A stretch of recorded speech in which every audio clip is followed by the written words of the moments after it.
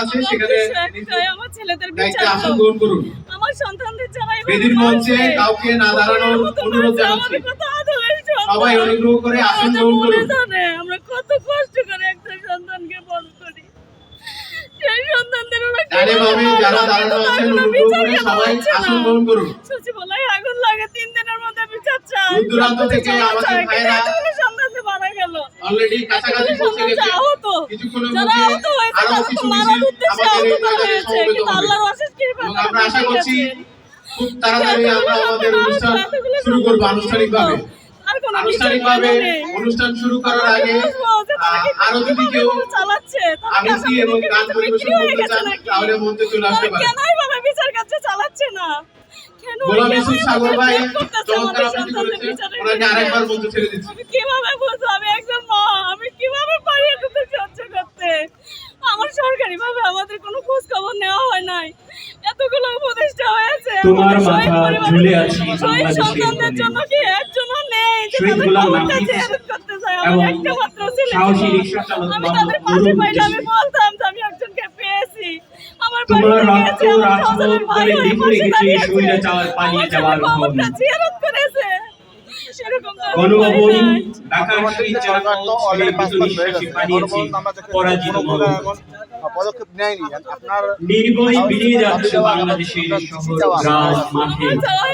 আমার সন্তানদের বিচার হোক, তোমাকে লাশ বানানোর সন্তানদের বিচার হোক, দুবার গুলি করতে চেয়েছিল পুলিশ। তারপর কি করা যায় সেটা তোমার মৃত্যু আরো নিশ্চিত করতে ভাঙড়ের হাসপাতালে ঢুকতে দেনি ফেসিবাদের অনুগত দোষরেরা। শুরু হয় না, সেখানে আমরা কি আশা করতে পারি? মোহাম্মদ নুরুল তখন কি সাহসে রিকশায় ভর করে টেনে নিয়ে গিয়েছিল বাংলাদেশের সাহস? কেন পিছায় থাকা হলো?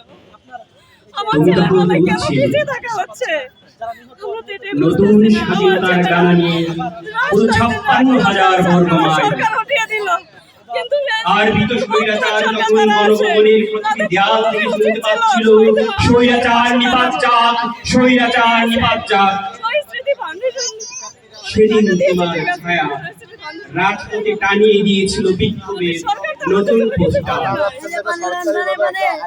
লেখার থেকে হৃদয়ে সাহসের পুরস্কার জুড়ে মোহাম্মদ নুরুল সাহসিক আবারে 36 জুলাই ঢাকায় নেমে আসে শত শত হাজার হাজার লাখে লাখে গোলাম নাফিস। কিন্তু আমরা 24 এর মায়ের আত্মনাদ, আমাদেরকে কোথায় যাবে? তোমার রক্তের দাগ দেখে দেখে কারফিউ ভেঙে ফুঁসে ওঠে উত্তরা সায়েন্সের যাত্রাবাড়ি। কোথায় গিয়ে দাঁড়াবো? লাশের পর লাশ কথাগুলো প্রকাশ করবো। দেশটা তোদের বাপের না, তবু নিজের একা না, তবু কেন বুঝিস না, চেয়ার কেন ছাড়িস না? শুধু 966 নয়, দেশটা তোদের বাপের না, তবু নিজের একা না, তবু কেন বুঝিস না, চেয়ার কেন ছাড়িস না? শুধু 966 নয়, মুখ কথা ভাবিস না, জনগণ কার্ফি দিচ্ছে, তোদের কার্ফি মানি না। লাল চানা কালাটা মাঝামাঝি থাকিস না, জনগণ খেতে নামছে, তোরা আজ গেলি কই? বয়স আজ 32 নয়, 14, 28 আর 24 ভোট দিতে পারি নাই, তখন তোরা ছিলি কই? ইভিএম ব্যালট সিল কি জিনিস আজও কেন বুঝি নাই? এসব নিয়ে কত সুশ্রুড়ি দিচ্ছি, তোদের নাকি কানে আর মুখ চেপে ধরিস না।